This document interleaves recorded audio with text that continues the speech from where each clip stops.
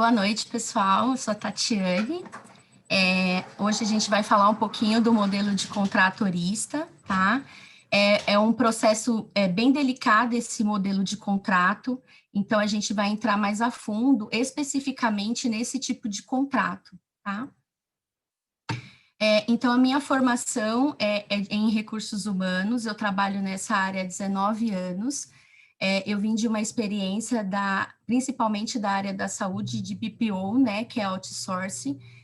A minha experiência outsourcing, eu fiz auditoria de ponto eletrônico e de folha de pagamento, e tive uma proximidade com o modelo de contratorista, mas foi no Hospital Albert Einstein que eu consegui disseminar isso de uma maneira mais uniforme. Então, eu consegui agregar do início ao fim esse processo, e isso fez com que eu adquirisse uma certa expertise nesse modelo de contrato.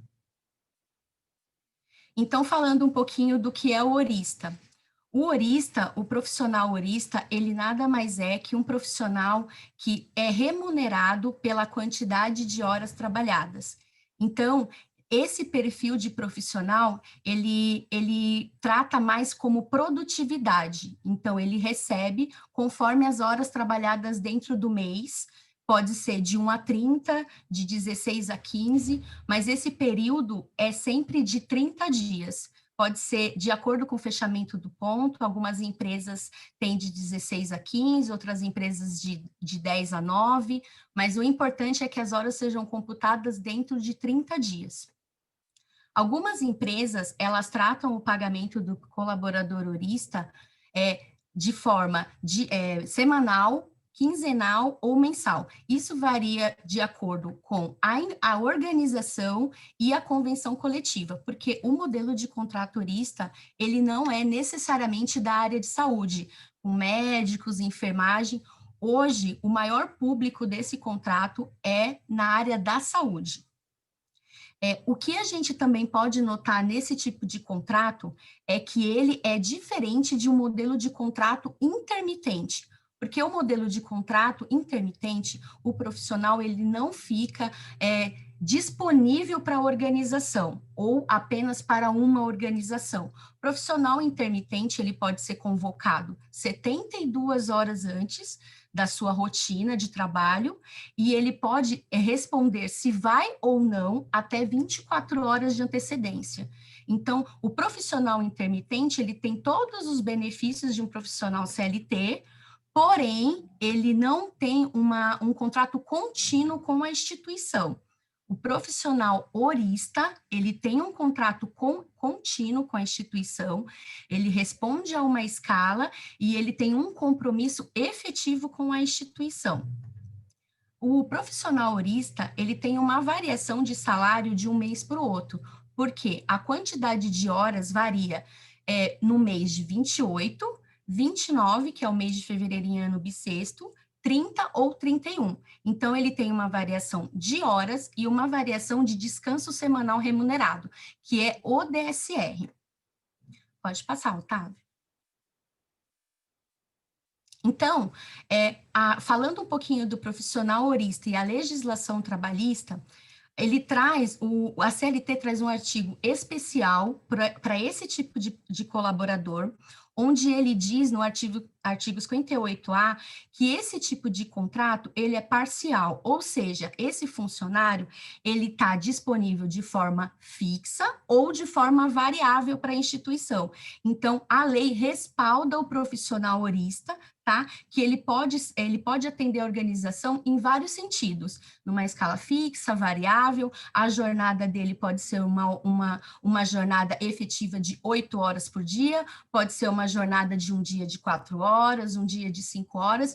Então, o que beneficia esse tipo de contrato é a flexibilidade e a variação de horas, que está totalmente respaldado pela lei. O artigo 444, ele fala que o profissional, ele não pode ser prejudicado de nenhuma forma quando se trata de salário. O profissional mensalista, ele recebe por mês, o profissional horista recebe por hora. Quando há uma migração de contrato, ou seja, quando o profissional mensalista passa a ser horista, o salário hora dele não pode ser menor que, não pode ser do que o salário que ele já tinha como mensalista. Então, por exemplo, o profissional horista, quando ele faz a migração de mensalista, ele tem um salário, quando a gente divide as horas desse profissional, ele tem um valor que já agrega o DSR, o descanso semanal remunerado, e é fixo. Então, o salário dele cheio já contempla o descanso do final de semana. Mesmo que o profissional trabalhe de segunda a sexta, ele ganha por 44 horas semanais, ele ganha o equivalente à semana. Então, se esse profissional vier a faltar, ele vai ter faltas em atrasos, faltas em dias, e ele tem o desconto do descanso semanal remunerado no salário dele. Então, ele Tati, tem o salário... Oi, uma pode falar. dúvida que o pessoal pergunta bastante, né?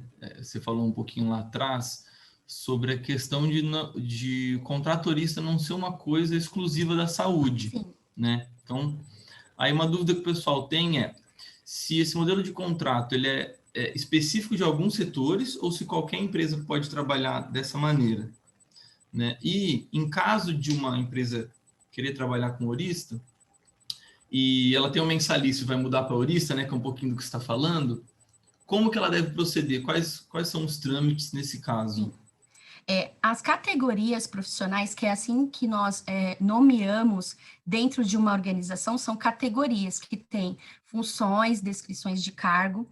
Então, a primeira coisa que nós fazemos quando a gente vai inserir, implantar esse modelo de contrato, é analisar a convenção coletiva de trabalho dessa classe de profissionais, se há respaldo do jurídico em relação a isso.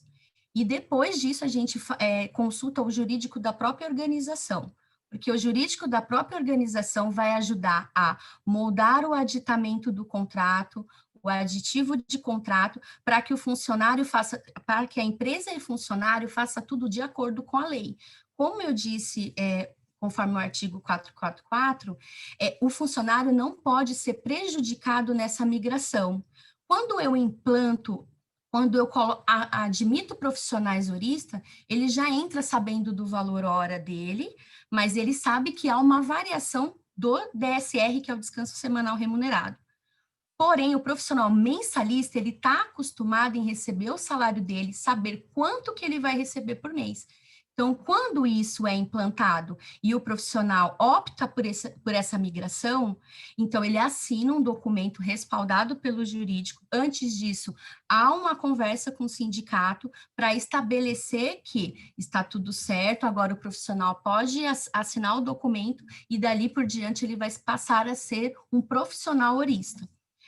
Determinadas categorias, existe um limite inferior a 220, ou seja, inferior a 44 horas semanais. Por exemplo, os fisioterapeutas, porque eles são categorias especiais, que eles já têm leis próprias que nomeiam que eles só podem trabalhar 30 horas por semana. Então, esses profissionais como radiologia, por exemplo, que é 24 horas semanais, são classes especiais. Então, para eles, a carga horária limite 220 não se enquadra. Então, é por isso que quando nós vamos implantar dentro da instituição um modelo de contrato delicado como esse, nós precisamos analisar todos os impactos, inclusive a questão de benefícios, porque além do funcionário ter uma diferença, que o salário dele passou de 30 dias para hora, também é necessário avaliar os impactos de benefício, porque o profissional mensalista, ele tá claro para ele, INSS, IR, desconto de VT, VR, tá muito claro para ele porque ele já tem aquele controle mensal. Quando ele é horista, o salário dele tem uma variação tanto de proventos como de descontos.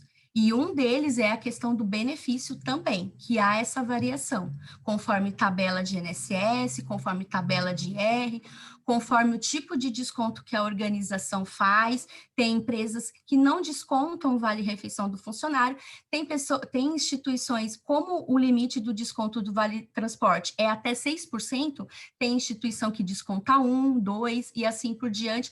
Então, Tudo isso tem que ser avaliado quando eu migro um profissional para o modelo de contrato-horista e quando eu faço o inverso também, porque eu também posso ter profissionais horistas que migram para o modelo mensalista. Então, esses impactos devem ser analisados em conjunto. Sindicato da categoria, jurídico da instituição e, por último, o funcionário, quando ele está de acordo assinando o aditamento de contrato. Pode passar. Show de bola, Tati. Obrigado aí pela explicação. Então, falando em relação a direitos do profissional horista, assim como mensalista, eles têm direitos. Não há muita variação entre o direito de um mensalista, o direito e o dever de um mensalista para um horista. Por quê? O que acontece? Ambos precisam ter o registro na carteira, ambos têm um limite de 8 horas por dia. O que diferencia nesse caso? Um profissional horista, ele é contratado pela jornada de trabalho mensal, a carga horária dele é mensal, ele pode ser 120, ele pode ser 180, ele pode ser 220. Quando o profissional horista tem uma jornada variável, ou seja, o horário dele pode variar conforme o dia, é importante ser destacado isso na sua carteira profissional. E também em contrato de trabalho, para que ele entenda que ele foi contratado para ter uma jornada de trabalho, mas nada impede que ele tenha horas variáveis durante o dia. Se o profissional foi contratado numa carga horária e, de repente, naquela semana, ele não pôde concluir as 44, as 24, 36 horas, ele pode compensar essas horas na semana posterior. Então, o contratorista, ele tem uma flexibilidade maior e melhor que o do mensalista, porque o mensalista, ele tem um dia restrito, é aquele horário que ele tem que marcar, é aquele horário que ele tem que entrar e sair. O profissional horista já tem uma flexibilidade de um limite de horas por dia, porque os profissionais horistas também têm limite de descanso para descanso, ele também tem intrajornada, ele também tem horário de almoço, então ele também tem esse tipo de direito como um profissional mensalista. Quando eu contrato um profissional horista, eu tenho, quando eu vou pagar 13º ou férias, por exemplo, ele é pago através de médias por período aquisitivo e período anual. Período aquisitivo quando é férias. Por que férias? Porque quando o profissional entra, que ele é horista, ele tem variações de horários de trabalho durante o mês, que está dentro do período aquisitivo. Quando eu sou mensalista, que eu sou contratada 220 horas, eu sei mais ou menos que quando eu for tirar férias, vai ser o meu salário mais 1/3 e os descontos. O profissional horista é média, então ele trabalha 12 meses e todas as horas que ele trabalhou nesse período, junto com o DSR, é dividido por 12, e aí sim a gente tem o resultado das férias daquele profissional, mais 1/3 conforme a legislação e com os descontos devidos. O profissional horista, quando vai receber o 13º, a contagem é a mesma, só que em novembro ele recebe a primeira e em dezembro ele recebe a segunda parcela de 13º. Então, nesse caso, quando eu for pagar a primeira parcela para ele, provavelmente as horas, o apontamento dele de ponto eletrônico não ocorrerá até o fechamento do 13º. Então, o que a empresa normalmente faz? Junta todo aquele período de janeiro a novembro, faz a divisão, paga para ele a primeira parcela. Quando chegar em dezembro, ele vai reprocessar a folha e vai descontar o que o profissional recebeu em novembro, na primeira parcela, e vai pagar o restante na segunda. Porque a primeira parcela não tem desconto, não tem INSS, não tem IR, não tem dedução de pensão alimentícia, então ele vai receber integralmente aquela parcela, 50% do que ele deveria receber. Quando chega dezembro, que ele reprocessa, ele pode ter ganhado um pouco mais, como um pouco menos. Então, ele faz o recálculo somando e dividindo novamente para poder ter a segunda parcela. Por isso que, muitas vezes, o colaborador horista, ele liga e ele entra em contato porque ele acha que vai receber o que ele recebeu na primeira parcela, vai ser igual na segunda. Não é verdade. Ele tanto pode ter uma variação para mais como para menos.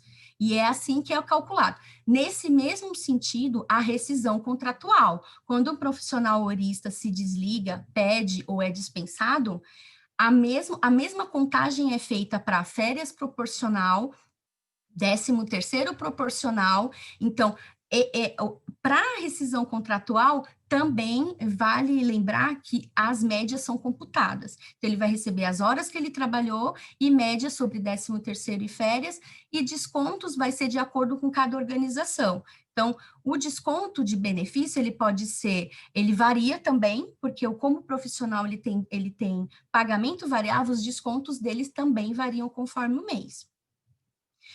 As ausências, assim como as médias, o profissional horista, as ausências deles são justificadas quando ele traz um atestado médico, ele tem o mesmo direito, ele recebe pelas horas equivalente àquele plantão. Então, se naquele plantão ele estava previsto para 12 horas, se ele pegar um atestado do dia todo, ele vai ter 12 horas de licença, né? No caso de atestado médico, tá? E quando ele entra de licença maternidade, auxílio-doença ou acidente de trabalho, é contado também a mesma coisa, de acordo com a média para a licença maternidade dos últimos 6 meses.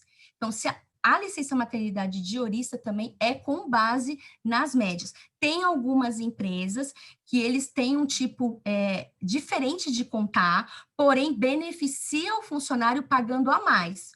Tudo bem, o que a gente faz a mais para o profissional, que vai além da convenção coletiva, além da CLT, não tem problema. Tudo que beneficia o funcionário é bom. O que não pode acontecer é algo que cause prejuízo para o colaborador. Pode passar. Então, falando um pouquinho do tipo de jornada, como eu falei para vocês, existe uma variação, né, dentro da jornada de horista, tá? O artigo 142 da CLT, ele prevê isso.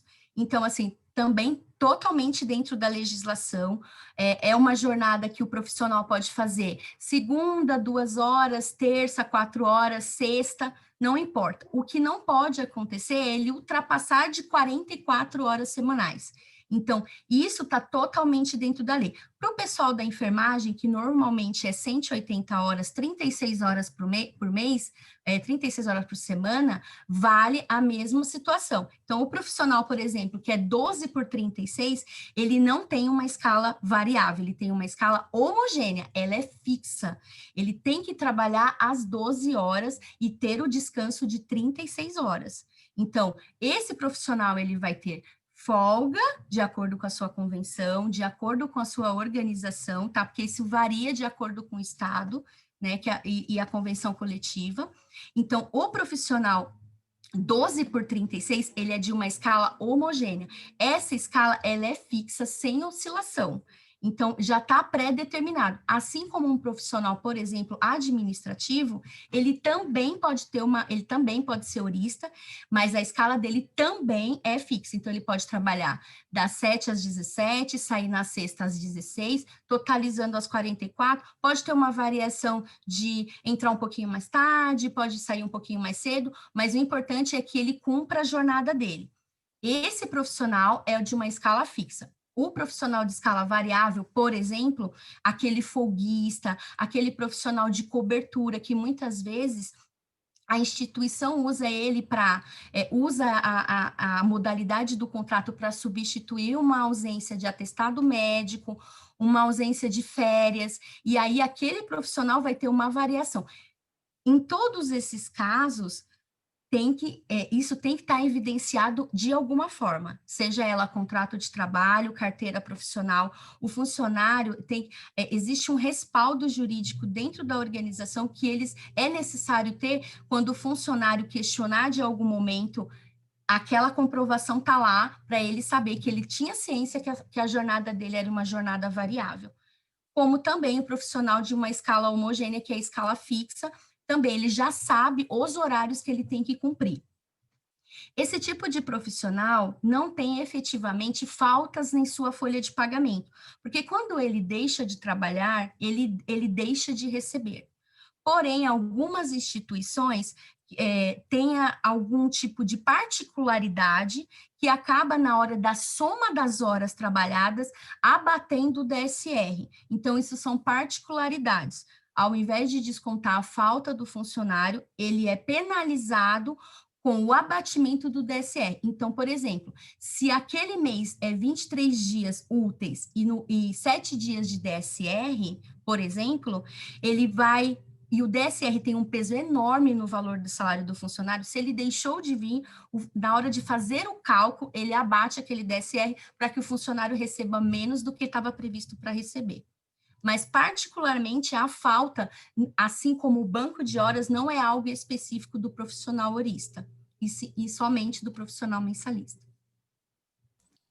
Show. Tati, eu não sei se está aí para falar sobre esse assunto, mas uma coisa que o pessoal pergunta bastante também é sobre os benefícios, né? Então, vale transporte, vale alimentação, como fica esse tipo de benefício para os funcionários horistas? São particularidades. Então, assim, quando eu insiro esse modelo de contrato, eu tenho que pensar no seguinte: a legislação prevê que nós, acima de 6 horas, eu preciso de 1 hora de almoço. Então, se aquela instituição paga, se ela tem refeitório, ou se ela tem vale-refeição, ou se ela tem os dois, ela tem que entender que os descontos também têm que ser tratados da mesma forma. Então,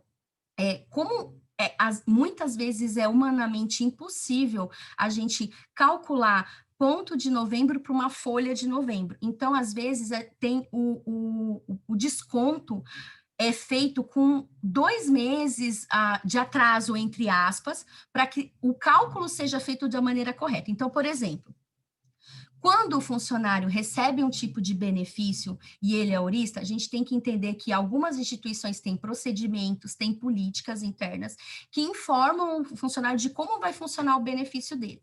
Então, se eu trabalhei em agosto 10 plantões de 12 horas, e isso me dá direito, por exemplo, a 10 dias de refeição. Quando eu for fazer a compra do benefício, por exemplo, eu tenho que projetar esses 10 dias. A não ser que a empresa pague recorrente a mesma quantidade e vá abatendo isso do funcionário. Então, isso é uma particularidade. O que não pode acontecer é o funcionário ficar sem o benefício. Se a empresa vai pagar e abater o que ele recebeu a mais, não tem problema. Se ele vai trabalhar primeiro e depois receber, também não tem problema, desde que o funcionário esteja ciente disso. Para o desconto, também é pensando nesse sentido. O funcionário, ele recebeu R$ 1.000, e aí ele tem que descontar, por exemplo, R$ 6 dele, digamos, de vale-refeição. Naquele outro mês, ele trabalhou 500, então o desconto dele vai cair para 3. Então, o funcionário ele tem que ser explicado de como funciona esse desconto, porque ele sempre vai imaginar o mês atual. A mesma coisa quando eu pago um horista. Muitas vezes o horista fala, mas eu trabalhei 100 horas esse mês e eu estou recebendo só 90. Por quê? Porque o pagamento dele desse mês, ele teve base no mês anterior. Então, o pagamento de 31 de outubro, ele vai computar as horas trabalhadas de 1º a 30 de setembro. A folha não consegue ser fechada projetando o salário de 1º a 31 para pagar dia 31 de outubro. Então, ele tem que ter um mês de referência, o mês anterior, 2 meses para trás. Mas o funcionário precisa ter isso explicado para ele, de que, você vai receber, você estava de férias, e aí você recebeu 120 horas, porque quando você recebeu, você ainda não estava de férias. Porém, quando você estiver de férias, você vai ter poucas horas trabalhadas, e aí você não vai ter um salário, uma remuneração maior. Tudo isso tem que ser explicado para ele, porque assim, esse modelo de contrato, ele é muito delicado, e muitas vezes para o funcionário fica muito difícil o entendimento dele em relação a isso. As férias, aproveitando que a Letícia que eu vi aqui, ela mandou, As férias não são iguais em termos de pagamento. Como eu tinha dito, as férias são através de médias, de horas trabalhadas. Mas, Tati, se eu fiz 100 horas nos 6 primeiros meses e depois eu fiz 200 horas nos 6 últimos meses do meu período aquisitivo, quanto que eu vou receber? Aquele período somado, dividido por 12. Nunca vai ser as férias com base nas horas do mês anterior, tá? Porque tanto o funcionário pode fazer pouca, como ele pode fazer muita. E aí acaba sendo injusto para a instituição e para o funcionário. Então, para ser justo, ele pega toda a média do período aquisitivo para que o funcionário receba. O que vale lembrar é o seguinte: não há prejuízo, em nenhum sentido há prejuízo, porque quando eu faço o cálculo na sua totalidade de 12 meses, nós vamos perceber que o salário de mensalista e o salário de horista tem uma diferença pouca. Por quê? Porque quando o funcionário olha o salário mês dele, é sempre igual, até que ele tenha um reajuste por promoção ou por dissídio. Mas o horista não, ele vai ter sempre essa variação de entender que a variação principal realmente é de acordo com as médias. Então, por exemplo, se o período dele aquisitivo é 2018, 2019, e ele entrou de férias em 2020, só que ele trabalhou muito em 2020. Aí ele pensa, nossa, eu trabalhei muito, eu recebi pouco, porque ele está pensando nos últimos meses que ele trabalhou. Ele tem que pensar sempre no período aquisitivo. A mesma coisa para 13º. Ele tem que pensar que aquele período que eu calculei é sempre as médias. Tati, se eu fiquei afastada, se eu peguei um atestado, essas médias também, do período que ficou afastado, também são computadas de acordo com o período aquisitivo. Então, se a pessoa se afastou por auxílio-doença ou acidente de trabalho, quem paga isso é o INSS. Quem vai pagar essa parte do 13º também é o INSS.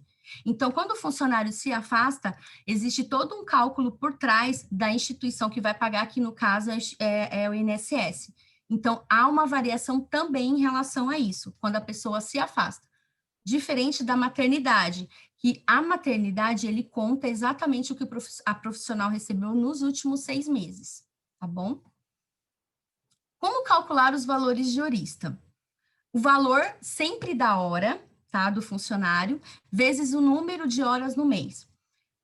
Por exemplo, quando o funcionário ele passa a ser mensalista, ele passa a ser horista, ele não pode ter um prejuízo financeiro no valor da hora dele. Então, é feito um cálculo em cima dessa hora trabalhada do valor dele, hora, como mensalista, para que ele não tenha prejuízo financeiro quando ele se tornar horista. Então, toda vez que há uma migração de mensalista para horista, a empresa, a organização faz um estudo em cima daquele valor, lançando um incremento em cima desse valor da hora, para que ele não tenha prejuízo. E isso sempre ocorre na migração de mensalista para horista. Então, é sempre feito com base, é feito todos os cálculos, se a empresa tem uma área de remuneração, por exemplo, ela que cuida dessa parte para ver se realmente aquele salário hora dele condiz com o valor que ele deveria receber como mensalista. Tá? E normalmente esse cálculo é feito com antecedência antes de fazer a migração do funcionário. Então, eu pego o valor das horas trabalhadas, o valor da hora, vezes o número de horas trabalhadas no mês. E aí, a mesma situação, uma questão de um dissídio, por exemplo. Tati, teve o dissídio, eu recebi 200 horas no mês anterior, e aí teve o dissídio, e eu não recebi esse incremento em cima do dissídio. A folha vai recalcular novamente, e aí você vai receber a diferença dessas horas com dissídio, ou no caso de uma promoção, e aí não deu tempo de aplicar naquele mês, mas assim, sempre vai haver uma diferença, nunca o funcionário vai ser penalizado por isso, tá?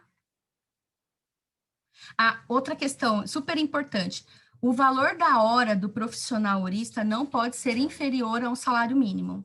Então, por exemplo, da mesma forma que nenhum profissional pode ganhar menos de R$ 1.045, um profissional horista não pode ganhar menos de R$ 4,75 por hora, tá? Isso se aplica também ao profissional horista. Tati, uma participante, ela está perguntando em relação ao contrário do que a gente estava falando. Então, se o colaborador ele é horista e quiser ser transferido para mensalista, tem alguma regra que impede essa mudança? E como que a gente procede nesse caso? Nesse caso, você tem que pensar também que o funcionário ele tem que ser mais orientado que o normal, porque o que acontece? Normalmente, o profissional horista trabalha primeiro para depois receber.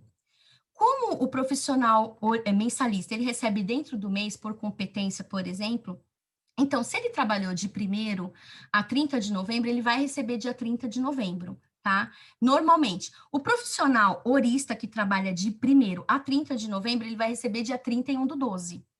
Então, o que ele precisa ter ciência? De que quando ele fizer a migração, ele vai ter que trabalhar primeiro para depois receber.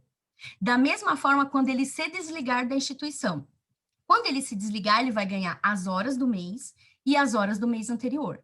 Então, ele tem que pensar que não há prejuízo. A forma de pagamento é que muda. Então, nesse caso, ele tem que trabalhar primeiro para depois receber. Tá? Se existe algo diferente disso, são particularidades da instituição. A instituição ela pode ter práticas, por exemplo, de pagar o funcionário e descontar da forma que ela achar melhor, desde que não haja prejuízo para o funcionário. E tudo isso tem que estar explicado através de um aditamento de contrato, porque o inverso também faz, e esse aditamento tem que constar as cláusulas que é mudada no contrato original do funcionário. Por exemplo, que ele passou a ser horista, passou a ser mensalista e que ele vai ganhar o valor X para determinadas horas de trabalho. Se porventura o funcionário migrou e passou e reduziu a jornada dele, por exemplo, ele era horista 220 horas e ele passou para mensalista 150, ele tem que fazer uma cartinha de próprio punho, ele tem que deixar evidente de que ele está ciente dessa redução de horas e da migração. Então, tudo que é alterado dentro de um contrato de trabalho original deve ser colocado nesse aditamento. As cláusulas têm que estar muito bem especificadas do impacto que o funcionário vai ter. E, inclusive, a questão de mensalista para horista, valor do salário hora, jornada de trabalho, se ele tiver um horário fixo de trabalho, esse horário também vai no contrato de trabalho. Então, assim, isso também tem que estar, em ambos os casos, tudo tem que estar muito bem documentado e com respaldo jurídico. Show, Tati. Obrigadão, viu?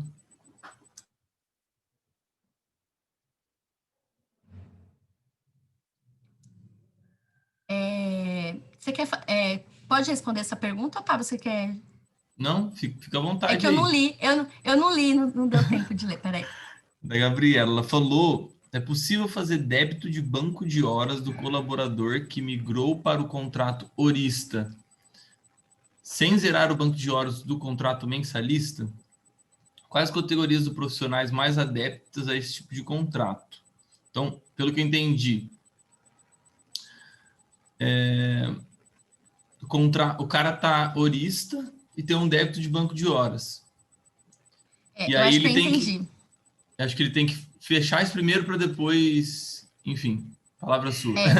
Assim, a questão do mensalista, sim, ele tem banco de horas, né, de acordo com a convenção coletiva, de acordo com a particularidade, acordo individual, depois da reforma trabalhista, os acordos individuais foram muito mais ressaltados, então isso é muito bom para a instituição também. Então, nesse caso, quando o profissional mensalista tem banco de horas e ele faz essa migração, a orientação é que primeiro ele descanse essas horas, ou o banco seja pago para ele ir com esse banco de horas zerado, pago ou descansado. Porque o profissional horista, a gente não consegue medir banco de horas para ele, assim como também hora extra. Porque, como há um regime de compensação, o funcionário pode facilmente cobrir essas horas como compensação. Então, se ele fez 24 horas e era para fazer 44 horas, ele pode distribuir essas horas ao longo da semana para que ele não tenha prejuízo de salário. Então, existe essa compensação. Como ele também pode fazer horas superiores e receber por isso. No geral, a hora extra para o profissional horista é pago quando ele passa do limite de horas dele. Por exemplo, Se um funcionário fez 221 horas naquele mês, com os descansos corretos, com as folgas, tudo certinho, limitando a intrajornada de 11, a interjornada de 11 horas, com o horário de descanso devido, com as folgas devidas, e ele ultrapassou 1 hora de hora, recomenda-se pagar hora extra para ele.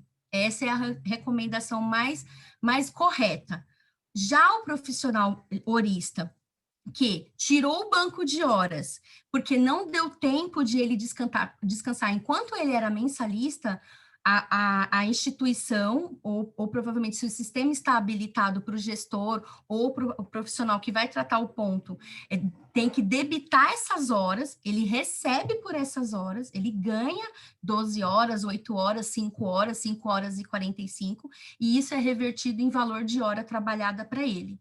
Porque o sistema, muitas vezes, ele não entende que um profissional horista tem banco de horas ou hora extra, tá? E isso, de forma individual, é tratado conforme particularidades da instituição. Mas, no geral, os contratos horistas, quando eles ultrapassam o limite da jornada, ele é pago como hora extra por funcionário, de acordo com a convenção coletiva. Por exemplo, o Einstein na saúde, por exemplo, é 90%. Mas tem instituição que é 60%, tem instituição que é 50%, então é dessa forma que é pago. Mas o banco, o funcionário não vai perder, ele ou recebe em descanso ou ele recebe em hora trabalhada, mas se recomenda que ele descanse antes de fazer a migração para horista. É isso. Boa. E profissionais mais adeptos, acho que a área da saúde mesmo, né, Tati? E que outros setores que você pontuaria aí? Professores, normalmente, eles são horistas, assim, a classe de professores tem isso muito bem evidente. Os professores, normalmente, eles têm dupla jornada, eles têm as atividades recorrentes deles durante o dia, e muitas vezes eles dão aula numa pós, uma faculdade de 2 horas, 3 horas.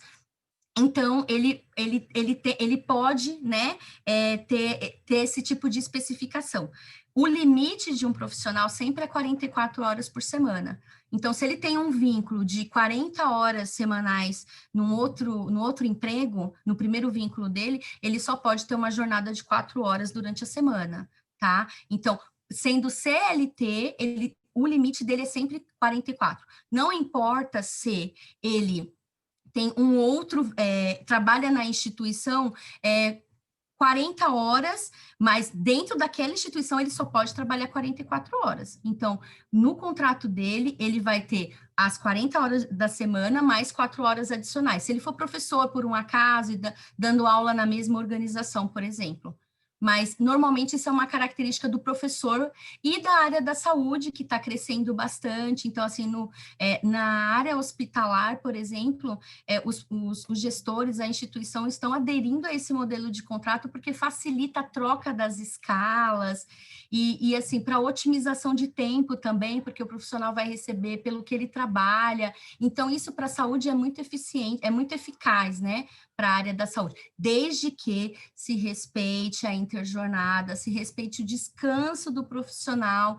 Então, tudo isso tem que ser pensado quando a gente vai implantar o modelo horista dentro da nossa organização. Show de bola. Vamos seguindo, então.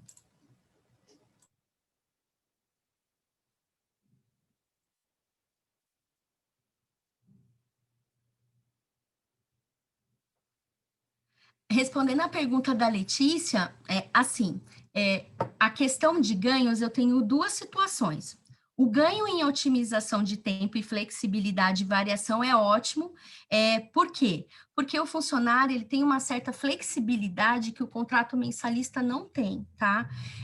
Quando eu tenho um profissional mensalista, ele tem horas excedentes, né? Ele tem banco de horas, ele tem hora extra. Então, isso acaba sendo um desafio para o gestor ou para a instituição.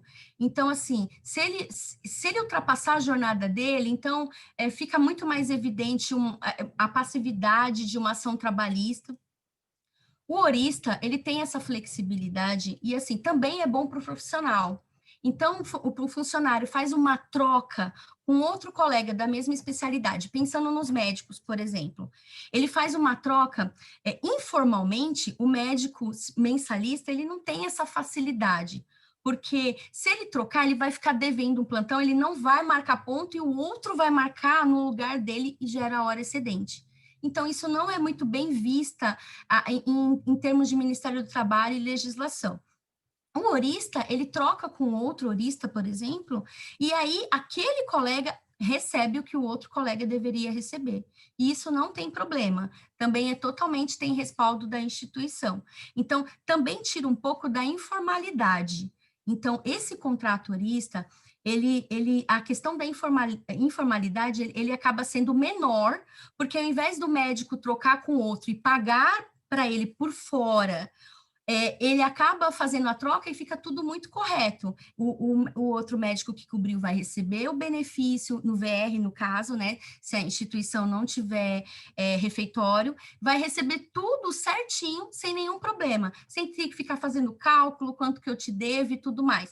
Então, esse é um ponto super positivo para a Oris. Em termos de valor, também é super válido. Por quê?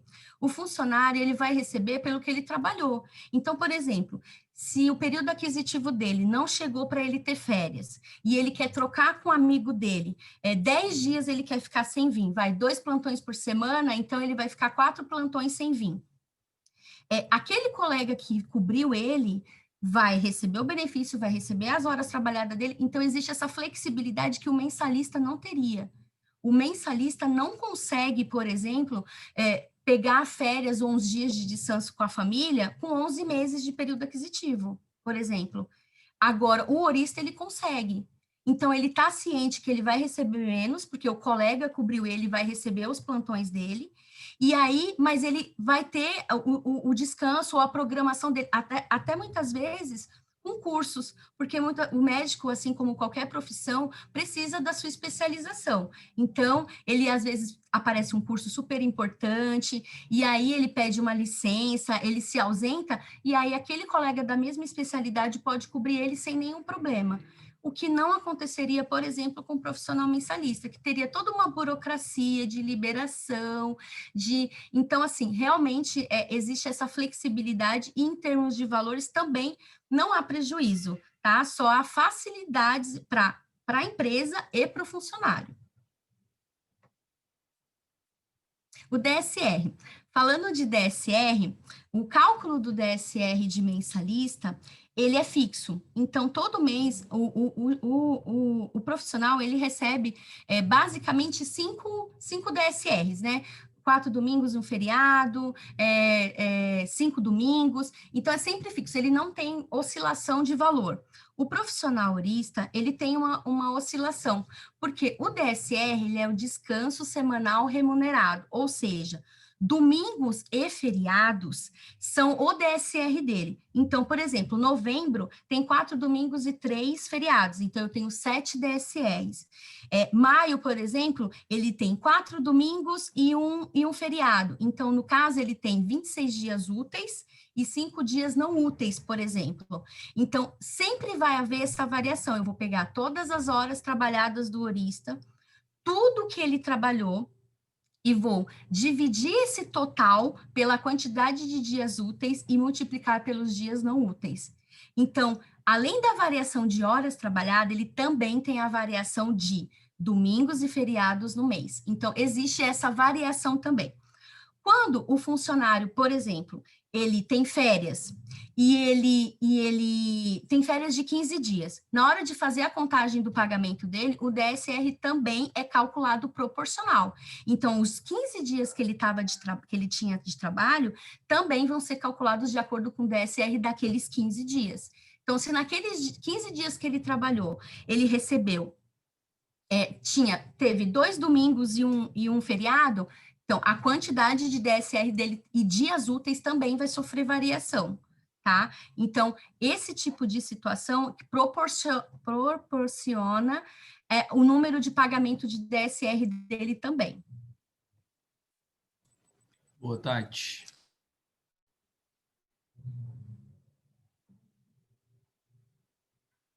Acho que Finalizamos.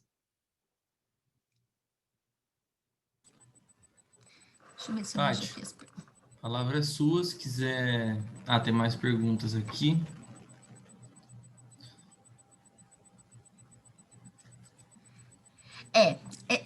Essa pergunta do Everaldo é importante. Nesse exemplo de troca, se o colaborador faz plantões com média de 11 horas, ele não poderá assumir mais de 4 plantões na semana? Então, existe um limite de horas, tá? Para todo profissional, e se a carga horária dele é de 44 horas semanais e a distribuição é feita de maneira correta, ele não pode assumir mais plantões do que ele deveria. Tá? Se um profissional que trabalha 24 horas por semana, ele tem um limitador de 24 horas por semana, e aí ele trabalha 12 horas no dia, 12 horas no outro dia, então existe essa situação. Se o meu contrato é de 150 horas, eu posso facilmente pegar um outro contrato de 90 horas. Se o meu contrato é de 200, eu posso pegar um contrato de 20 horas. Mas eu nunca posso, na totalidade dos 2 contratos, ultrapassar 220 horas.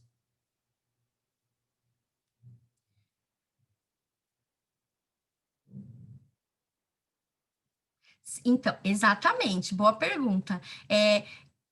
Se ele já tem uma sobrecarga e ele cobrir um outro profissional, realmente vai ter uma... Quem faz essa manutenção é o gestor, né? No aplicativo Scala, por exemplo, ele consegue mensurar dentro da escala quais os plantões. O próprio funcionário, por exemplo, pode fazer a troca com outro colega e verificar realmente se já houve um excesso de horas trabalhadas. Então, por exemplo, o médico, ele é o único profissional que pode trabalhar 24 horas por dia, mas ele tem que ser respeitado as 24 horas de descanso dele. Então, um funcionário, por exemplo, que trabalhou numa UTI 24 horas, e aí, no outro dia, o amigo dele, porventura, teve algum problema pessoal, bateu o carro e fala, você pode ficar para mim? Não, já é sobrecarga de trabalho e ele não poderia ficar 36 horas, por exemplo. Tá?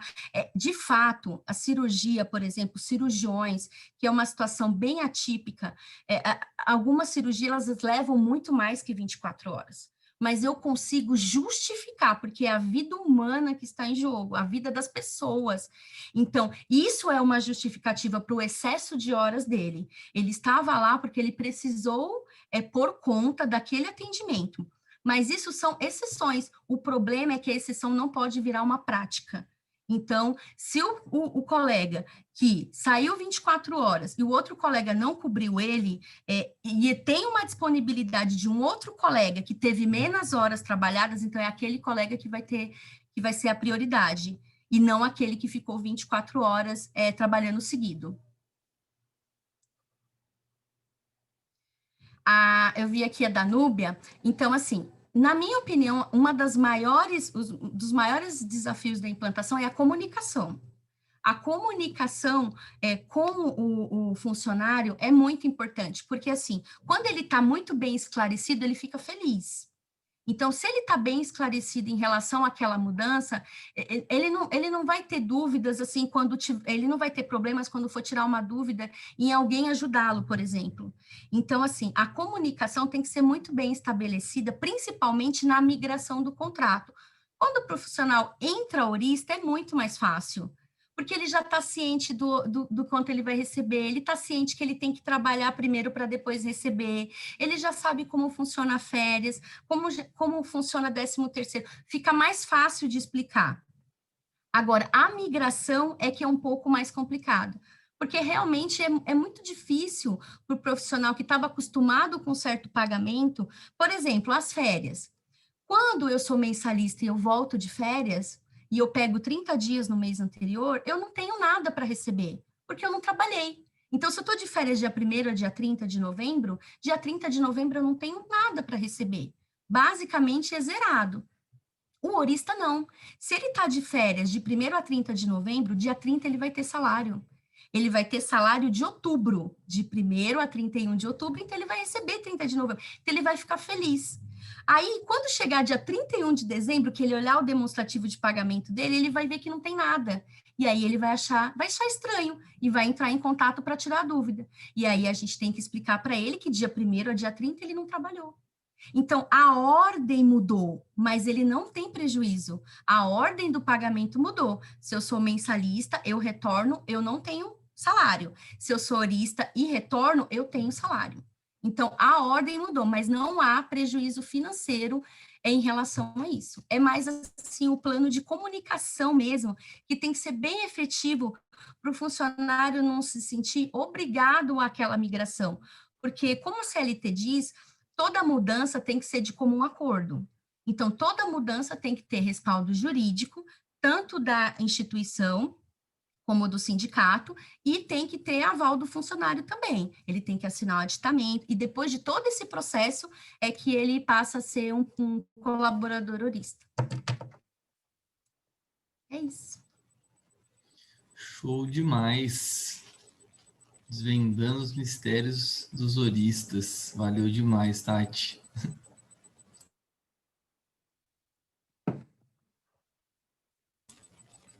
Bom, acho que matamos todas as perguntas, né? Que bom. Conseguimos falar todas.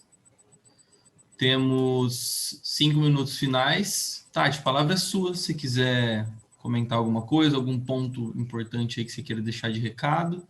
Seus contatos eu vou espelhar aqui na tela também. Então, se o pessoal ficar com alguma dúvida, pode entrar em contato contigo, né? Sim. Eu queria mesmo era deixar evidente que esse modelo de contrato ele é eficiente para a instituição, ele é de certa forma benéfico para o profissional, porque também há uma flexibilidade para ele também. A informalidade ela é bem menor de um processo de mensalista. Não digo só na área da saúde, tá? Mas também nas demais áreas. Então, assim, o funcionário, de certa forma, ele tem ganhos com isso, né? E a instituição também. E até numa escala de trabalho, para o próprio gestor que gerencia uma escala de trabalho, também fica muito mais fácil fazer as trocas. Contanto, vale lembrar que, como a observação do nosso colega, lembrando que esse processo tem que ser muito bem visto assim, já excedeu as horas dele da semana, ele não pode fazer essa troca. Então, cabe ao gestor também fazer o controle e gerenciar da melhor forma a escala do funcionário. Sempre pensando que o funcionário está ali, ele tem que ficar feliz com o trabalho, a instituição também tem que ficar feliz com o modelo de contrato, mas não é algo impossível de se ter. É benéfico em todos os sentidos. E eu fico à disposição para tirar dúvida, né, para fazer algum tipo de... às vezes tem alguma questão individual que seria bom também tirar em relação a uma certa particularidade de categoria profissional, seria importante. E eu estou aqui para tirar dúvida, né, o pessoal do Scala também, a gente está à disposição. E é isso. Agradecer a oportunidade. Foi um aprendizado para mim também muito grande. Foi muito importante para mim também essa troca. Eu acho importante compartilhar aprendizado. É muito importante, a gente acaba aprendendo também. Show de bola, Tati. A gente que agradece aí pelo conteúdo super rico e super esclarecedor. Você com sua forma muito clara de explicar, fica mais fácil de entender um assunto que é tão complexo para a gente, né? E o pessoal está te elogiando aqui, todo mundo mandando os parabéns, obrigado. E quem sabe, né, a gente não faz mais algumas sessões aí de outros assuntos, né, Tati?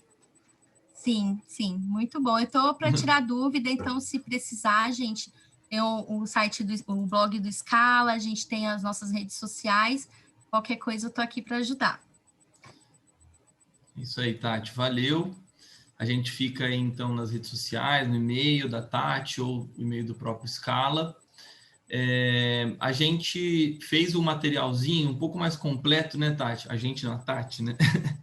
Que, assim, que passa por esses pontos que a gente falou um pouco mais no detalhe. A gente vai diagramar ele, mandar para vocês depois, vai mandar esse aqui também que a gente está passando na tela. E a gente está gravando também esse webinar. Assim que a gente fizer algumas edições, e a gente já publica no nosso YouTube e depois manda o link para vocês, tá? Se por acaso alguém não receber e tal, manda uma mensagem para a gente que a gente envia caso a caso. Então, gente, boa noite para todo mundo. Obrigado pela presença de todos. E é isso. A gente se vê numa próxima aí, avisamos vocês por e-mail. A gente também divulga bastante conteúdo semanalmente pelo blog, então assinem a newsletter para vocês acompanharem a gente lá. E acho que é isso, né, Tati? É isso, gente. Boa noite, muito obrigada. Eu agradeço a participação de vocês. Valeu, pessoal. Um abraço aí e boa noite para todo mundo. Bom descanso.